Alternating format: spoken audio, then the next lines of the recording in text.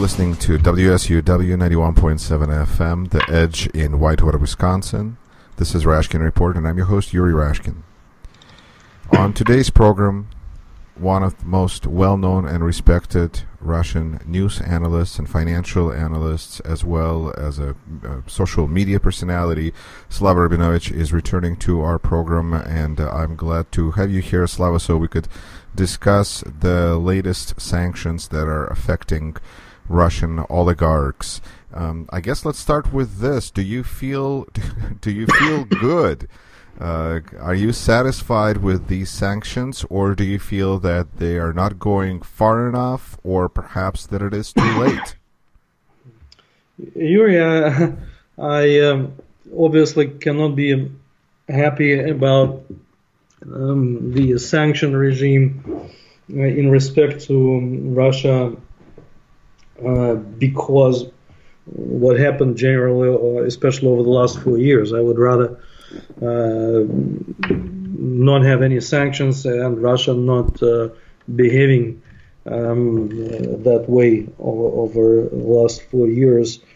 However, since we live in the real world and whatever happened has already happened, yes, I do believe that the most recent sanctions which were announced last Friday are effective, and not only that, they probably are the most, how would I say, this is like a no man's world right now in respect to what has been announced, because the sanctions were implemented against, in addition to all of the rest of this list. They were announced against a few wealthiest people in Russia and several of the wealthiest people in the world, for that matter. For example, Oleg Deripaska, Viktor Vekselberg, and Suleiman Kerimov, and their companies have been sanctioned as well. The companies that, for example, in respect of Deripaska's Rusal, Rusal is one of the largest aluminum companies in the world. Its aluminum output is approximately 7% of the entire world aluminum. It is an exporter of aluminum into the U.S. As well. Its shares are listed on Hong Kong Stock Exchange, and the IPO of Rusal was, if I remember correctly, back in 2005 or 2006. Then there is another company which is sanctioned, also owned by Oleg Deripaska, which is called EN+, and only several months ago its IPO took place on the London Stock Exchange. So we are talking about huge corporations that are very, very important players in the world commodity market, for example, in respect to aluminum. And they are public companies. They have shares listed and traded. There are foreign investors among their shareholders. There are foreigners on their boards of directors. They sell aluminum to many, many countries in the world, including the U.S. All of that is now under sanctions. And as we know, the U.S. sanctions are exterritorial, meaning that they are not only sanctioned in the U.S. by the U.S., but the United States government is also warning all third parties, including potential partners, bankers, individuals, companies, partners, customers, that they cannot deal with with companies that are designated on as sanctioned on this so-called SDN list. And so over the last 4 years, in respect to Russia, we haven't seen such sanctions in terms of the members of the Russian Forbes list against a few largest private and public companies in Russia. We are yet to see all the consequences in respect to the enforcement of this sanctions regime. And over the next few weeks and months, we're going to see all these horror stories, what's going on with them and with potentially third parties that have been that might be helping them to circumvent the sanctions regime, or just to simply in respect to their customers that will be now choosing between buying aluminum, for example, from Rusal somewhere in China, or being also under a huge risk of U.S. sanctions. This will in turn mean not only a huge hit to the Russian economy, it also is going to have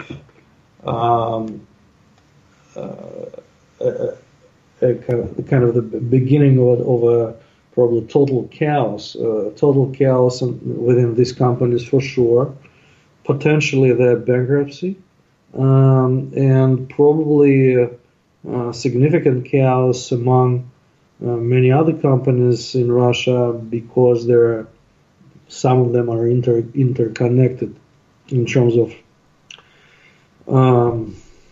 technological kind of chains, if you will. Aluminum is not a raw material that you dig out of the earth. Aluminum is something that you actually make, and for that you have to have coking coal that you have to buy from somebody. You have to work with shipping companies. This is a really complex situation for many other companies that are not under sanctions right now. And yet, in addition to all of that, there is a whole sense of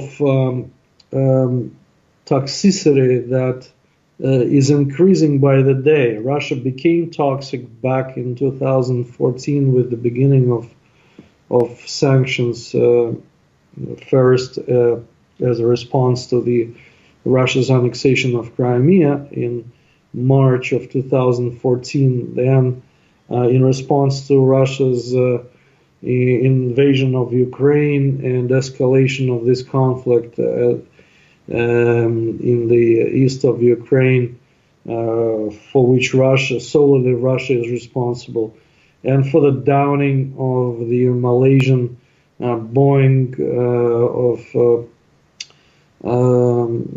back in July of 2014. And then we had several reiterations of further sanctions for this and that, including the interference in the U.S. elections. So this toxic level of Russia, its toxicity, was launched back in the spring of 2014, but it was going up over the years, and now it is going up exponentially with this kind of sanctions. So my feeling is that this kind of concrete wall against which the Russian economy will kill itself, it's actually coming closer and closer and closer. You're listening to Rashkin Report. This is Yuri Rashkin, and my guest today is Slava Rabinovich, a news analyst, financial analyst, and I think an important point here to make is that Slava is in Moscow, Russia, and we're speaking via Skype. Slava, well, I guess first of all, perhaps interesting for the economic students who may be listening to this, when the country becomes as toxic as you've described, it stops inviting and being an attractive target for long-term investment, but there's still short-term investment, or speculation essentially. But continuing with the oligarchs note, what kind of impact do you think this will have on them financially, and considering how in the past Putin has been alleviating their fears and worries by saying, don't worry, you're going to get more money from the state, from Russian state, then do Russian taxpayers essentially have enough money to cover up the losses that these oligarchs are now going to suffer because of these sanctions? Yeah, indeed. When several oligarchs were sanctioned before, and these were mostly Putin's personal friends from his childhood, such as the Rotenberg brothers, Gennady Timchenko, Yuri Kovalchuk, and several others. They were not happy with what has happened, and Putin said, okay, I'm going to compensate everything, and this is indeed what happened in the past. First of all, a very, very cynical law was passed by the Russian puppet parliament, puppet so-called parliament, where these oligarchs were allowed to essentially pay no taxes in Russia, and not only the law allowed them to do that from that point onwards, from the moment the law was effected, but actually retroactively for several years back, such that the Russian budget actually paid them back whatever they already paid in the form of taxes over the last several years. It was just completely scandalous, most cynical thing that I ever seen in this respect, and yet the Russian public, very few had an idea that they're actually paying for that. Besides that, all of these oligarchs received government and state contracts that allowed them to steal the money from, and we're talking about tens of billions of dollars in aggregate over the last several years, with the rate of stealing maybe more than half of those amounts. So it sounds crazy to somebody who is not following the Russian real life, so to speak, from the inside, but that's the way it is. And now I think that these new sanction people can actually probably expect that Putin will call up his puppet parliament and ask for something else. And I do not exclude, for example, that the Russian sovereign fund that was created during the years of high oil prices, and it was actually created not by Putin and the remaining Putin's cronies, but by liberal economists and the team of liberals back then in the early years of Putin, who were still in the government as kind of remnants from the Yeltsin years, including, of course, the finance minister Alexei Kudrin. He created this Russian Sovereign Reserve Fund and Russian Sovereign Wealth Fund. Now, the Russian Sovereign Reserve Fund has already it's gone. It's all spent. Was all spent, and it ceased to exist at the end of last year. So Russia, under sanctions, was digging into this fund, and it's over. Now there is a Russian sovereign fund remaining, and these sanctioned oligarchs are probably dreaming of dipping down into these coffers and stealing money now via just a new, somewhat kind of puppet legislation where they can compensate themselves for any and all losses incurred by these new sanctions. What has been the response from Russian taxpayers to this? Russian taxpayers are not conscious taxpayers in the sense of how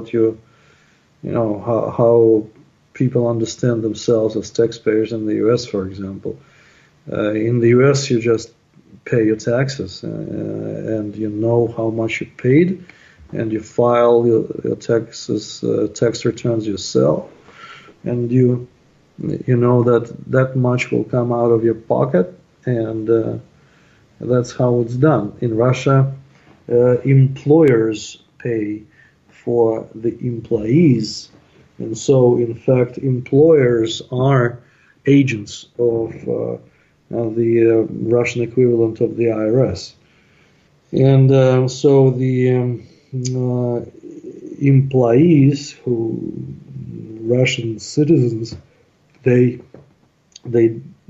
don't have this mindset of taxpayers.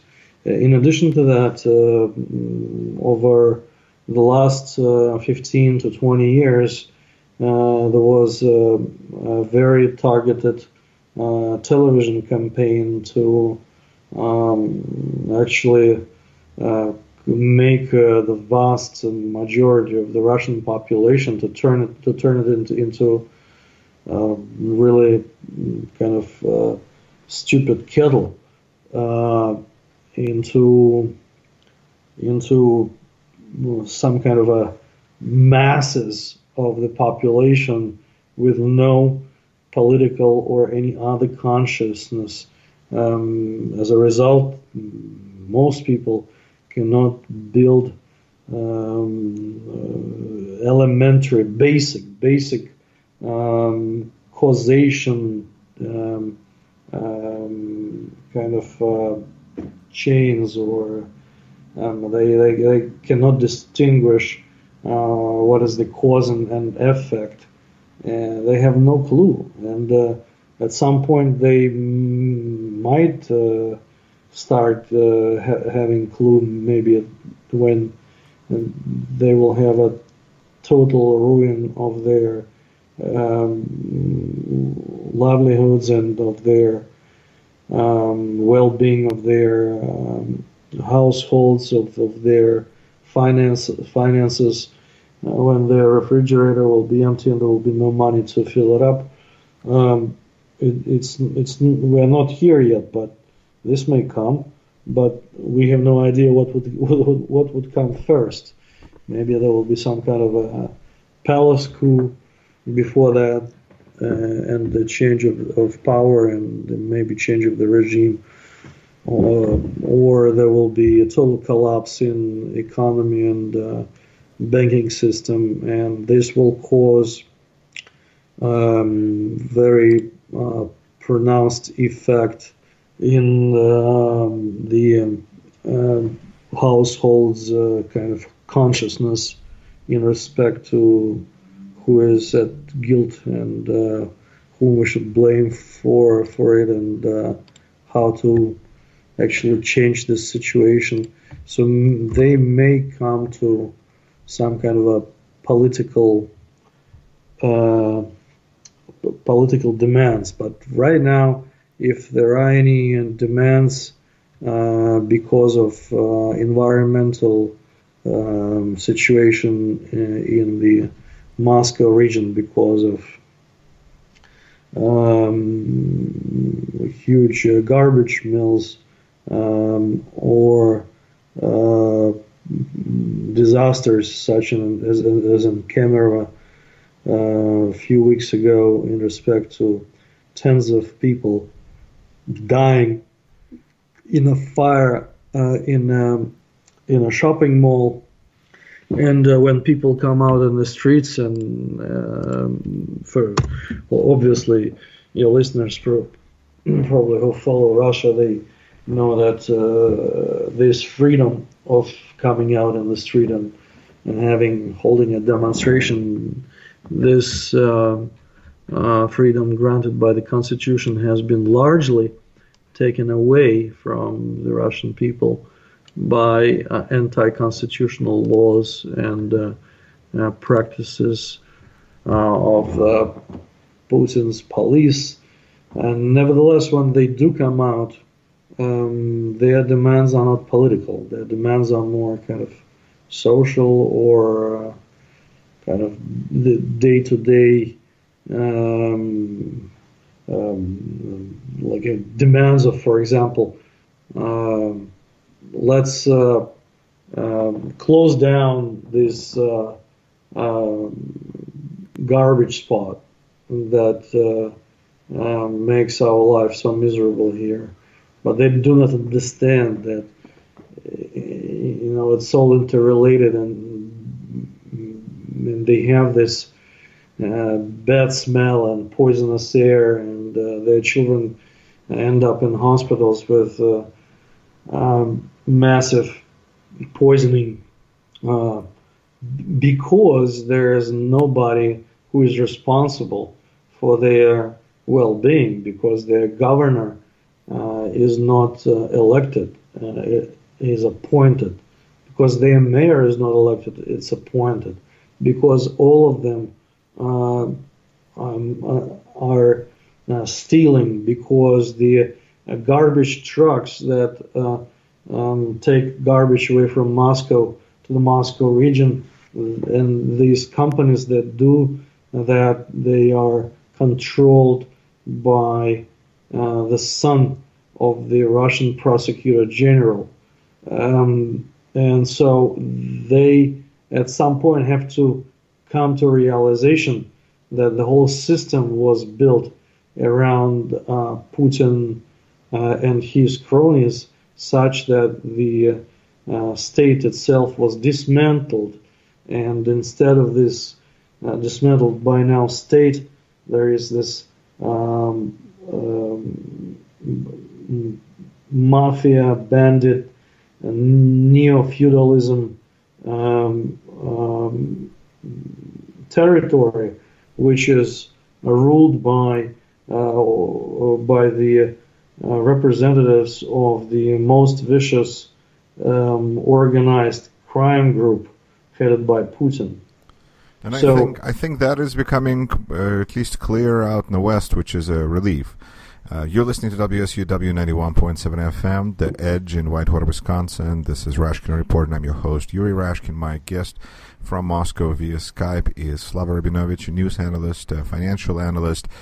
Slava, one more question about the sanctions on oligarchs. What I'm trying to understand is throughout Russian history, it seems that really change in government usually occurs because of a war or a conflict with another state, not because people are just starving. As Stalin pointed out at a famous, infamous banquet after World War II, when he raised a glass to the endless patience of the Russian people. Do you feel that that there is a point at which Russian people will just become overwhelmed, or do you think that all of this, first of all, is just driving us closer to international conflict, and that's what's going to change who is in charge in Kremlin? And I guess I'll have one more question about maybe oligarchs after that. You're asking questions. They're very interesting, these particular questions, but unfortunately I don't have any particular exact answer. Because the Russian state has been dismantled, because there are no branches of power which we can call real branches of power, because there is also what is destroyed and is the institution of elections, the institution of peaceful change of power. We don't know what actually happened. It may be that the concrete wall against which the Russian economy will kill itself will cause the Russian population at large to overthrow these gangsters from the Kremlin. But what would happen next, and who was going to be a net beneficiary of this kind of people's revolution, if you will, we don't know, because all democratic institutions are destroyed. We can, on the other hand, one can test, as you said, patience, but not of the people at large. But let's test the patience of the oligarchs. Let's test it further. What's the patience of Deripaska, Vekselberg, and Kerimov at the moment? Are they okay being under U.S. sanctions together with their own companies?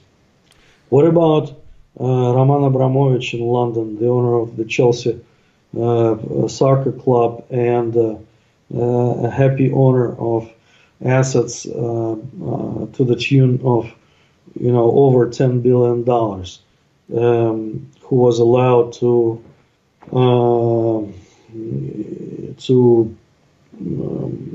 bring most of these assets to the UK and US and other jurisdictions. You want to test his patience? You want to test the patience of tens or maybe hundreds of other people from the Russian Forbes list? Maybe that's the patience that the West has to test. The law in the U.S., which was adopted last year, actually does allow to do that. The law, which is called Countering Adversaries of the United States, and so I actually can imagine that there will be many more waves of the sanctions based on that law and based on that large potential list that has been announced several months ago, out of which now tens of people were actually sanctioned. That's so we actually don't know what would happen, because all the mechanisms of prognosis and predictions have been destroyed because the Russian state has been dismantled. Slava, now, in respect, I'm sorry, in respect of how of the war, one probably would like to say, no, it's too much of, it's highly unlikely that anybody would think in these terms of actually ending the life on the planet. But look, over the last 4 years, Putin has done so many things that before that were considered to be unthinkable, including the war against Ukraine, the annexation of Crimea, the downing of the Boeing plane, the attempted murder of the Skripal's family in the UK via a massive chemical warfare attack in the country, which is a member of G7 and a member of NATO.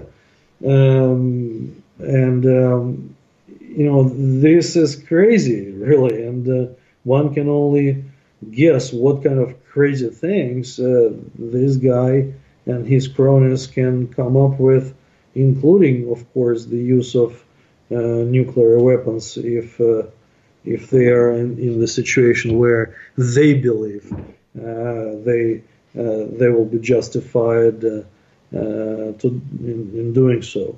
So I think that his removal from the Kremlin by any means is something that the world has to actually implement. Then the sooner the better, if somebody does not understand how dangerous this guy and his cronies are. Slava, do you feel that these sanctions can actually have the somewhat opposite effect of strengthening Putin, because oligarchs are being weakened, and even though they might be getting more money from the Russian state, they are now going to have a harder time showing up in the West, and they are going to be limited personally in different ways.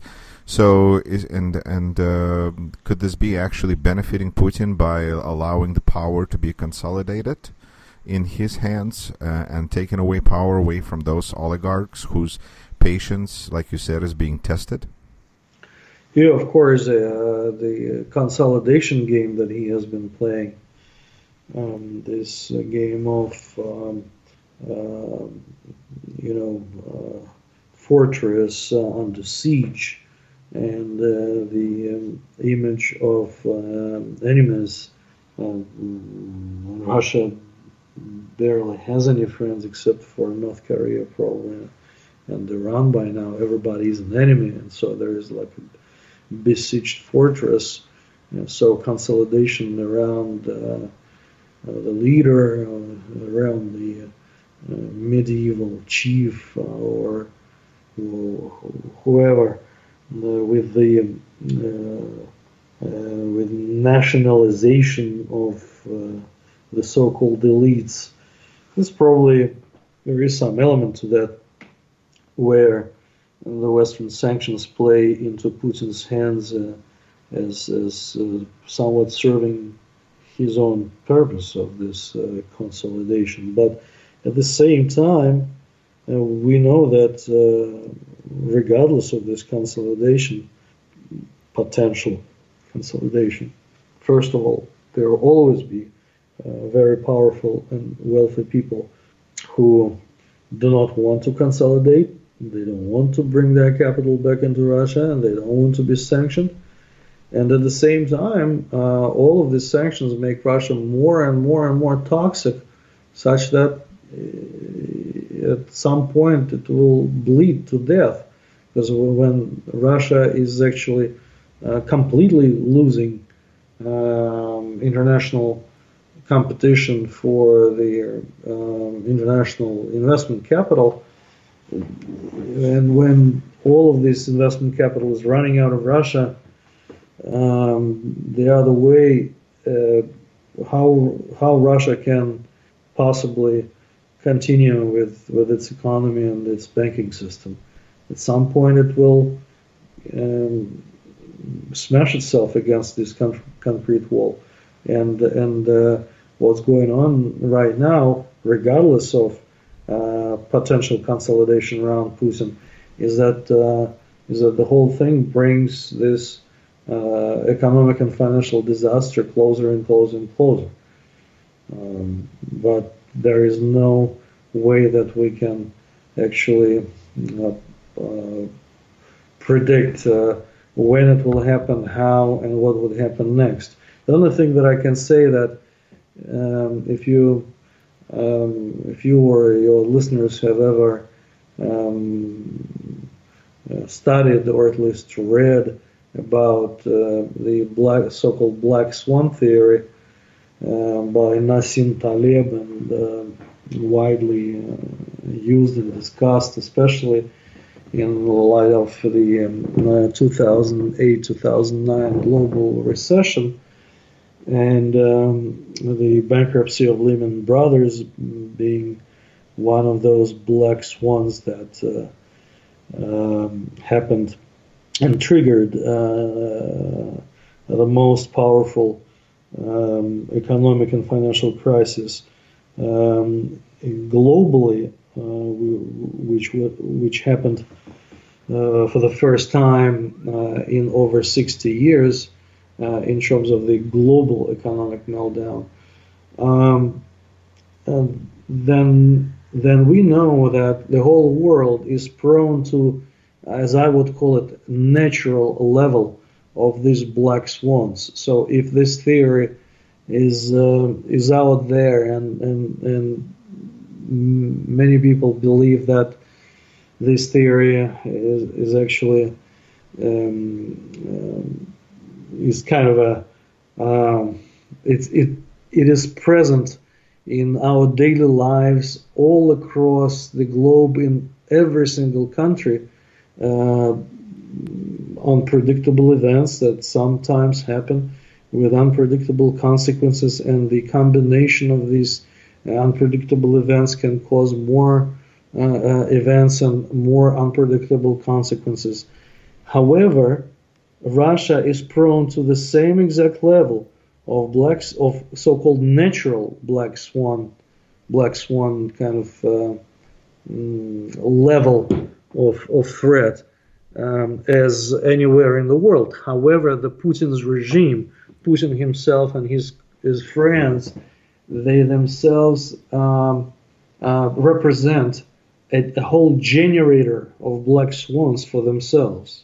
So in addition to the natural, normal level of black swans around the world, of which Russia is part, and also has its own share of this natural, normal level of black swans, it actually generating these black swans for themselves, with Putin being the operator of this generator. So this will blow up Russia in some shape or form much faster than one can think.